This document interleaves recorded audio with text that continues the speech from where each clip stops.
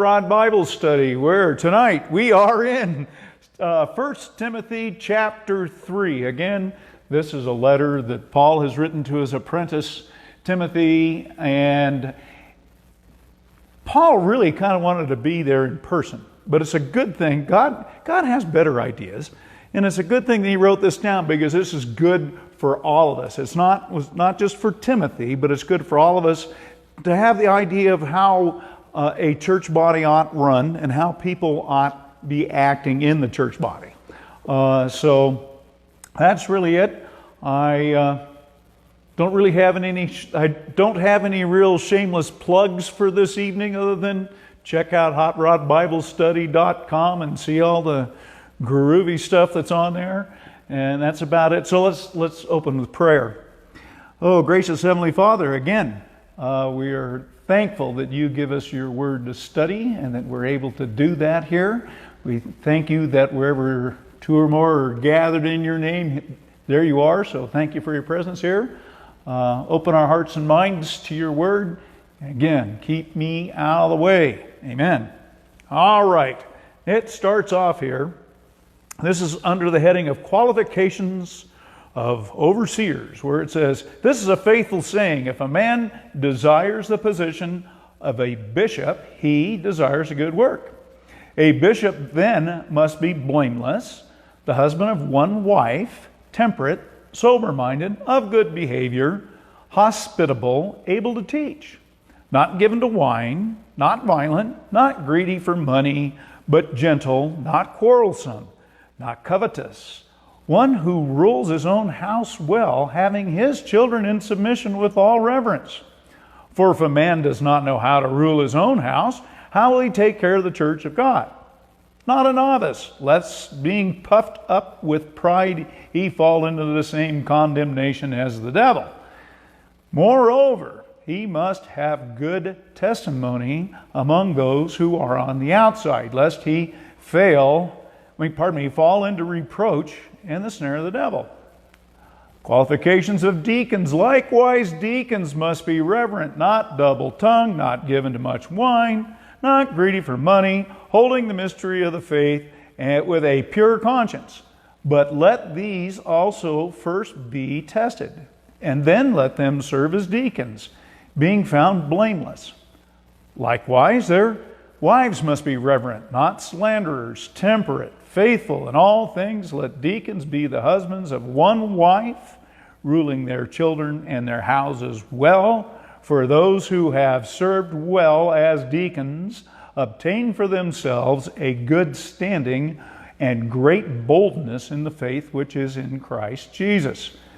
These things I write to you, though I hope to come to you shortly. But if I'm delayed, I write so that you may know how you ought to conduct yourself in the house of God, which is the church of the living God, the pillar and ground of the truth. And without controversy, great is the mysteries of godliness. God was manifested in the flesh, justified in the Spirit, seen by the angels, preached among the Gentiles, believed on in the world, and received up in glory." That's the end of the chapter. That's where we're stopped. And there's quite a bit here this evening again, which is really great, where it says, "This is a faithful saying. If a man desires the position of a bishop, he desires a good work." A faithful saying. He's saying, hey, I'm telling you guys the truth. This is no lie. If a guy wants to do this, a bishop. Now, in the Greek, the word means overseer, which also can be used for elder. You know, there's different church bodies that call things, use the same word for different positions. But this here is pretty much talking about being an overseer, being somebody who is in church leadership. Okay, so if you desire to do that, you desire good work. But here's some qualifications. It says here that the bishop must be blameless, the husband of one wife, temperate, sober-minded, of good behavior, hospitable, able to teach. Okay, blameless. Blameless is like in In the book of Job we studied here last year, I always say it seems like it went on forever and ever. It goes on a long time. And Job was referred to as being blameless, not sinless. There's a difference where he feared God and shunned evil. Okay, if you have to be sinless to be an overseer, guess what? Only one sinless guy in this world, right? We crucified him. Sorry. But being blameless means that you, again, are fearing God and that you shun evil. Okay. The husband of one wife. You know, this kind of makes it a little tough. Some church bodies think that if you've been divorced, that you ought not be serving in church leadership. This is not what it's referring to. What it's referring to is you can't be a polygamist, and you ought not be out diddling around. You know, it's the whole thing. Not being sexually immoral. You're not, seems the in saying now is having a side chick. Okay, you can't do that and be in church leadership. You know, there's guys who try to do that. It's really something else. You know, they get full of themselves, and maybe have already in church leadership, and Satan knows what really they like and works on that way. So it says, again, it's not being a polygamist, not messing around. Temperate, sober-minded. Okay, an even keel, being able to think clearly in situations concerning the church mostly. You know, okay, you got to not be able, you ought not, when somebody comes up with something they want to talk to you about, fly off the handle. You know, can't be, have a quick temper. You need to be even keeled. Good behavior, I don't think we need to explain that any. Hospitable. It says in the Greek, loving strangers. You know, open your house to whatever, being... And my thought about that is, okay, you come across somebody that you meet for the first time or something like that. Well, especially in a church setting, welcoming somebody in. It's not being, wait a minute, do you have your membership card? Or you have the right denomination? No. It's welcoming in. And able to teach. Should have a pretty good working knowledge of the Bible. Not necessarily be a scholar, but have a working knowledge of the Bible.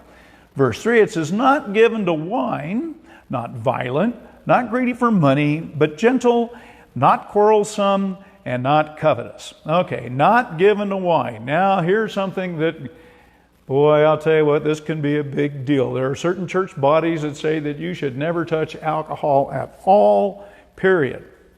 That's real interesting. Because if you look, I'm giving you a little preview of chapter 5 of Timothy. Actually, in verse 23, Paul advises Timothy to not just drink water, drink a little wine to help with your digestion, because I guess Timothy had some belly aching troubles. Another big example. What was the first miracle that Jesus performed? Oh, that's right. He turned water into wine. And if you remember the story, the wine steward comes up and says, hey, you're doing this backwards. Most time you serve the real good stuff until people get in the bag, and then you bring out the cheap stuff. You've done it backwards. Jesus didn't make Mickey Mouse wine, and if it was bad, Jesus would not have done it. Okay, what it does say is you're not to be getting in the bag all the time. That's it. Not given to wine, not having wine control your life. It's like anything else that controls your life, gets between you and God, it's an idol. Now, there are some guys who need to stick to the teetotaler deal because once they get going, the off switch is broken. Okay? And that's fine. But we can't be looking down our nose at somebody who's having a glass of wine with their dinner. He's in church leadership. He shouldn't be doing that. Well, no, that's not what it says here. Okay. Also goes on to not violent, not prone to violence, not ready to go punch anybody that you talk to that doesn't agree with you. Okay? Not greedy for money. Oh my, that's the one that just... I have seen money ruin more families, issues over money, people arguing over money than anything else. And it drives me out of my mind.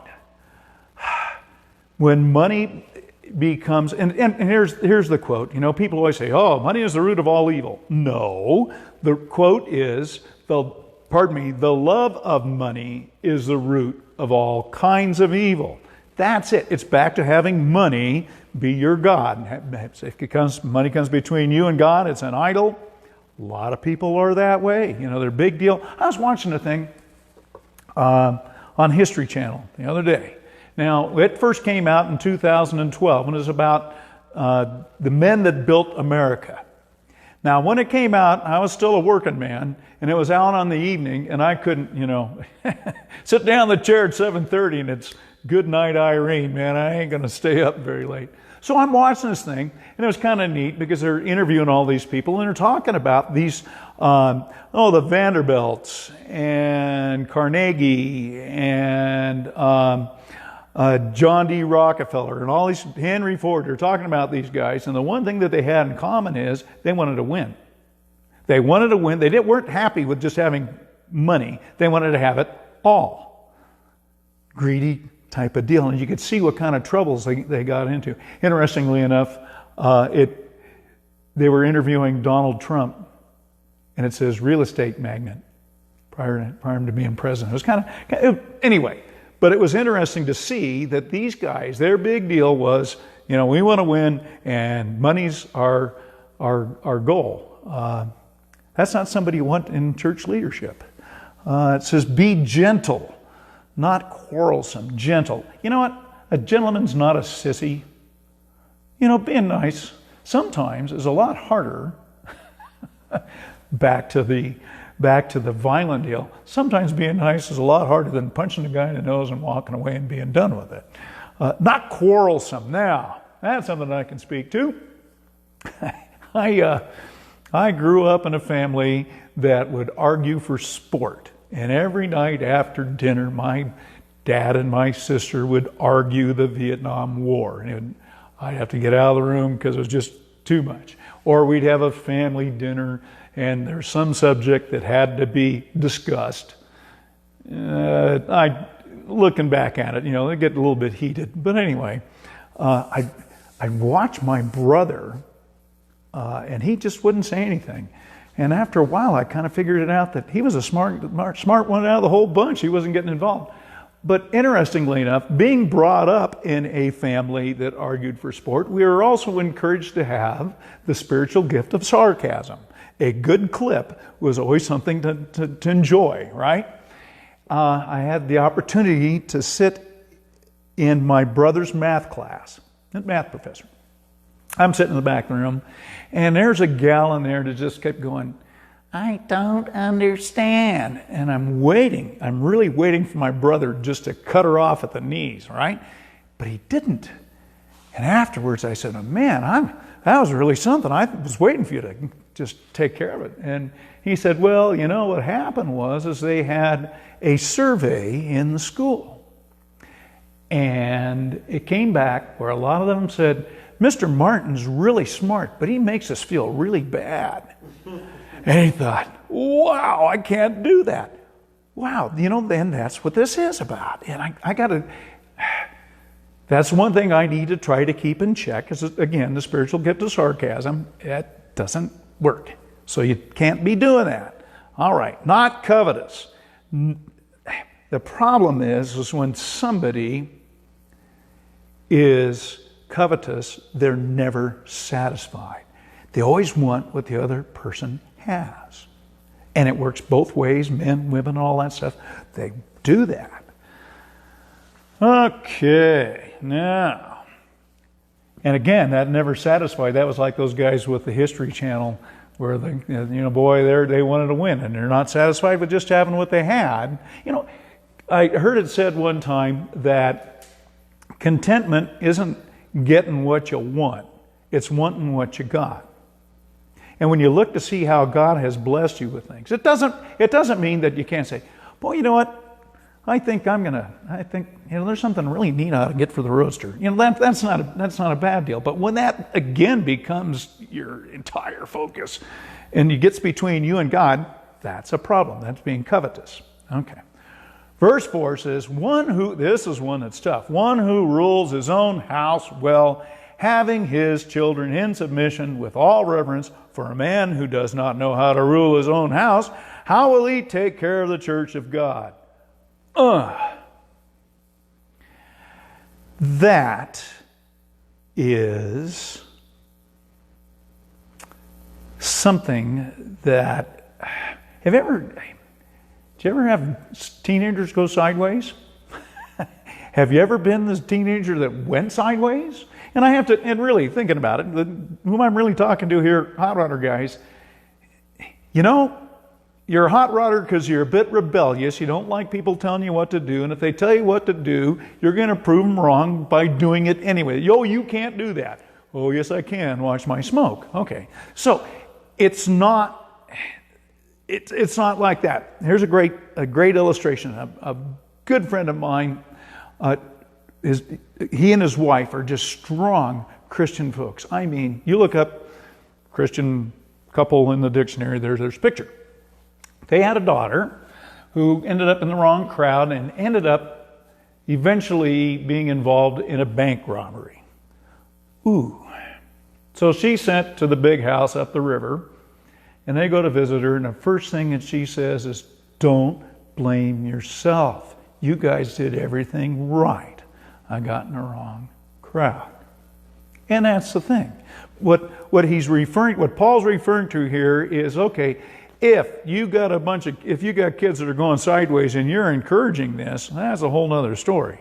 But if you lay things out, you know, again, there are times when I was very rebellious. It wasn't a reflection on my parents. It was a reflection upon me. And so this is really what he's saying here. Okay. Verse 6, it goes on, not a novice, not a new believer, lest being puffed up with pride, he fall into the same condemnation as the devil. How did Satan fall being the fallen angel guy, right? What did he want to do? He wanted to be praised like God. He wanted to be just like God or above God, right? And puffed up was his big deal. And that's what it's saying here. Hey, you don't get a new guy on the board of elders, something like that, because what's going to happen is they're going to say, hey, look at me. I know what's going on. And it'll fall into the same kind of thing. And new believers are generally quite zealous. And I'm not saying this is a bad thing. It's when they've come to know the Lord after years of not knowing Him or rejecting Him, and they find out the blessing of salvation, they want everybody else to know this, right? And sometimes it can really run more people off, you know, because they're real, instead of coming alongside and doing things in a winsome manner, again, being witnesses, not attorneys, they get to try to argue people into it. So it's saying here, not a novice being puffed up. It says, moreover, he must have good testimony among those who are on the outside, again, lest he fall into reproach and the snare of the devil. Somebody in church leadership, they ought to have people who don't go to church to say, you know, he's a good man. He's a good guy. He's honest. And all this kind of stuff. Have them to be with good testimony of the people on the outside. Or you fall in the snare of the devil.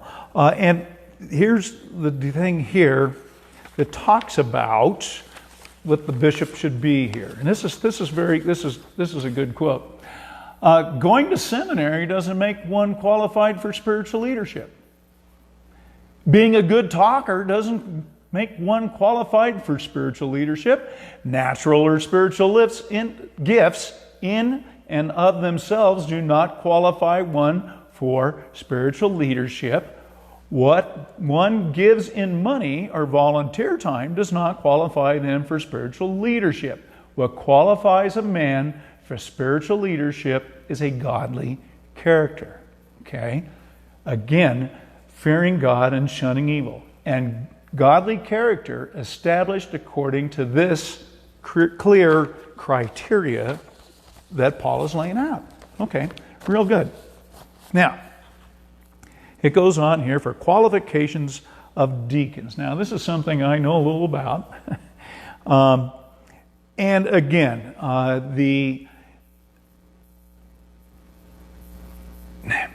the word, it's a Greek word, diakonos, which means servant.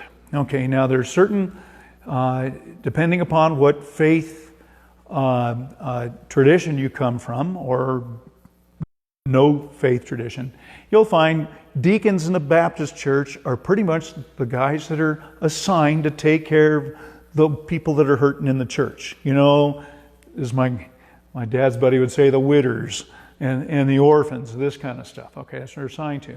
In other faith traditions, such as I came from the Lutheran church, a deacon was one who was trained in word and sacrament ministry. Same thing with Roman Catholic. Okay, so they can make, there's different things. There's different, again, this is a deal where the same word can be used in different churches to mean something else. But the root word of it all is a servant. Same as a minister. A minister is a servant, right? Having that servant leadership. Interestingly enough, Chuck Missler pointed out that both Paul and Apollos were referred to as deacons. Okay, so that it gives a whole different thought. Now, it says, likewise, deacons must be reverent, which means they have respect for God and man, not double-tongued, not saying one thing to somebody and saying something to somebody else, gossiping, right? Oh, people say, oh, men don't gossip. Yeah, right. Yeah, sure, okay. It's just telling everybody what's going on in town, that's all. Okay. It says, not given to too much wine. Back to the deal with the same qualification for being an overseer, a bishop, an elder, is that it shouldn't let wine run your life, booze, whatever. Not greedy for money. Gee, sounds just like the bishop deal. Holding the mystery of the faith with a pure conscience.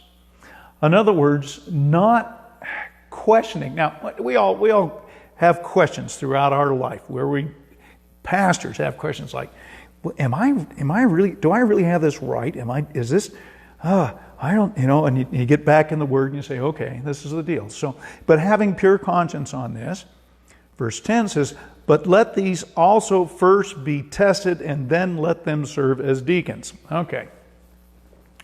When I was in the, fancy word, diaconate in the Lutheran church, I got finished with all my classes, all my studies, and then I had to go in for what we referred to as the Inquisition. The first thing they did was a psychological evaluation to find out whether you're nuts enough to be a preacher, and it turns out, I guess I was.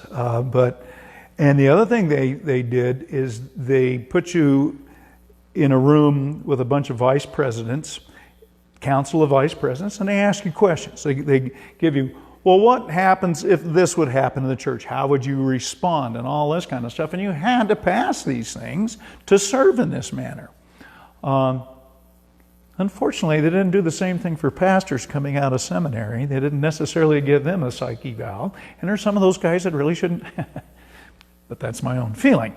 But anyway, this is the deal. And it says here that you should be tested. I think it's like being in any sort of vocation is you should be tested before being able to serve this way. Okay. Now, it says, let them serve as deacons, being found, there's that word again, blameless, not sinless, blameless.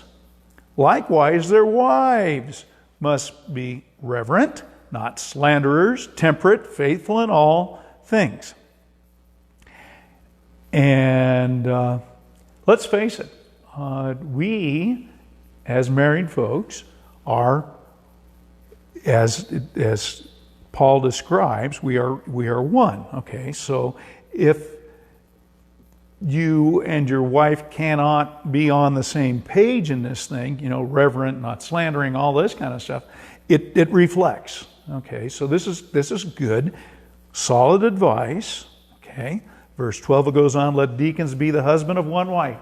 Again, not a polygamist, not going out and run around with a church secretary, whatever the deal is, okay? And back to ruling their children and their own houses. Well, this really does pretty much parallel what they were wanting for bishops, elders, overseers in the church. Okay, verse 13, for those who have served well as deacons obtain for themselves a good standing and great boldness in the faith which is in Christ Jesus. Okay, goes on to say here, and it's interesting here because it talks about how, in verse 9, holding the mystery of the faith in pure conscience. Now we have Paul talking to us about the mystery of the faith, where it goes on, these things I write to you, though I hope to come to you. Again, Paul had the desire to come and visit Timothy and the church in Ephesus. He really liked to do that. He says, I hope to come to you shortly. Paul's desire, God had different plans, in which we benefit from because now we have the words that God used Paul to write. He says, but if I am delayed, I write so that you may know how you ought to conduct yourself in the house of God. House of God. That's an interesting term, isn't it? It says, the church is God's house because He is the architect, He is the builder, He lives there, He provides for it, He is honored there, and He rules there. So that's the house of God, which is the church of the living God. Church of the living God. That's another thing that's interesting, because the Greek word is ecclesia, and which means assembly, a fellowship. Okay, that's what the church is. It's not the big building, it's the people, right? The church of the living God, the pillar and ground of the truth. Foundation. It's back to that building your faith on a solid foundation, not the sinking sand.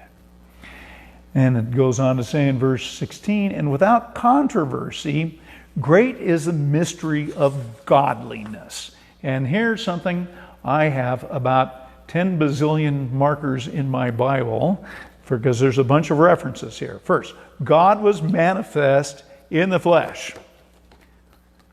Let's look at John 1:14. If you want to, you can write this down for later, but here it is. And it says, and the Word became flesh, and this is pretty familiar to a lot of us, and dwelt among us. And we beheld His glory, the glory as the only begotten of the Father, full of grace and truth. Okay. Manifest in the flesh, justified in the Spirit, which is Matthew 3:16. I can do this, where it says, when He had been baptized, Jesus came up immediately from the water, and behold, the heavens were opened to Him, and He saw the Spirit of God descending like a dove and alighting upon Him. Full of the Spirit, okay, right? Justified in the Spirit. Seen by the angels. Luke 22, starting at verse 41. Come on, Willie, get to the right spot. There it is. Where it says, come on, I can get it. Oh, there it is. And it says, and He was withdrawn from them about a stone's throw. This is talking about Jesus in the Garden of Gethsemane. And He knelt down and prayed, saying, Father, if it is your will, take this cup away from me. Nevertheless, not my will, but yours be done. Remember what we talked about last week about being in submission? Jesus being in submission to the Father? Okay, not your... And then verse 43, it says, then an angel appeared to him from heaven, strengthening him. And in being in agony, he prayed more in earnest, and sweat became like great drops of blood falling to the ground. Again, an angel appeared to him from heaven and strengthened him. Okay, seen by the angels, preached among the Gentiles. Romans Come on, Willie. Romans 16, verse 26, where it says, "But now made manifest and by the prophets, scriptures made known to all nations," not just Israel, so that's Gentiles, "according to the commandment of the everlasting God for obedience to the faith." Okay, this is all again describing the mystery of godliness believed in the world. Okay, 2 Thessalonians 1 verse 10, it says, "When he comes in that day to be glorified in his saints and to be admired among all those who believe," because our testimony was believed on in the world. And then finally we have received up in glory. And that's in Luke. Here we go. Got all these markers in here and they're all falling off, so I'm not so sure. Okay. Luke, chapter 24, beginning at the 50th verse, where it says, "And he led them out of Bethany, lifted up his hands and blessed them. Now it came to pass when he blessed them, he was parted from them and carried up into heaven. And they worshipped him and returned to Jerusalem with great joy and were continually in the temple praising and blessing God." These are the things that Paul describes as great as the mystery of godliness. Paul again is describing how those who are in church leadership ought act, specifically elders, bishops, deacons. You know, there's another deal. Certain church bodies will refer to what some would refer to as the deacons as the elders. Anyway, you can see they parallel one another pretty darn well. And it's talking about just being somebody who is blameless, who understands the mystery of godliness. So it can't be somebody new because they haven't. You know, the big deal is, I think, with that is once you give your life to Jesus in earnest, boy, a whole bunch of stuff comes at you. You know, you get beat up. And what Paul is saying here, you know, you got to let these guys get a little beat up before you put them in church leadership. Otherwise, they're not going to be able to stand it. They won't be able to see what's going on. Interestingly enough, when I began in this portion of my ministry with the Hot Rod Bible Study, again, my friend Pastor Ed Ray looked at me and he said, "Recognize you're going to be in for spiritual warfare." And I thought, yeah, okay, I know. I've had that before. He was really pretty prophetic. It was a little bit tougher than I had figured on. But fortunately, around long enough to recognize that it's spiritual warfare and don't go run away with your head on fire. This is what you're going to be put into.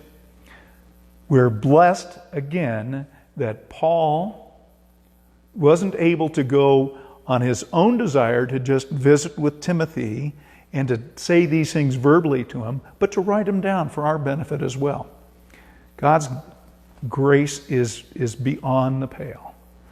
So this is the point where I always like to say, if there are any questions, comments, or smart aleck remarks, as I said last week, if you desire to, you can put that on the faceplant deal, or you can put it on the HotRodBibleStudy.com. I'll do my best to field whatever questions, comments, or smart aleck remarks you want. I'm kind of a smart aleck myself, so that's fine. But I hope that you're getting as much out of Timothy as I am. I like Timothy. Again, I just feel a real connection with him being Paul's apprentice, having served an apprenticeship. So, that's what we have for this evening. So, if you'll join me in prayer, please. Gracious Heavenly Father, again, we thank you for this opportunity to be here with you. I pray, Lord, for everybody that's in the, well, how about that?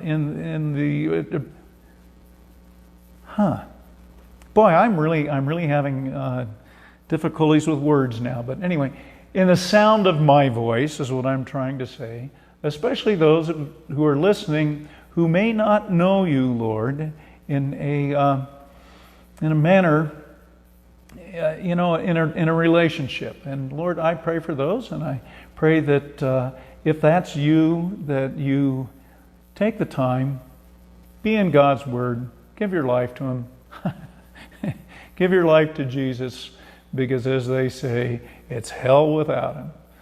And so, Lord, we thank you for this time we get to spend, and I pray your blessing upon everybody within the sound of my voice. I pray these things in Jesus' name. Amen. Good night. See you next week, hopefully.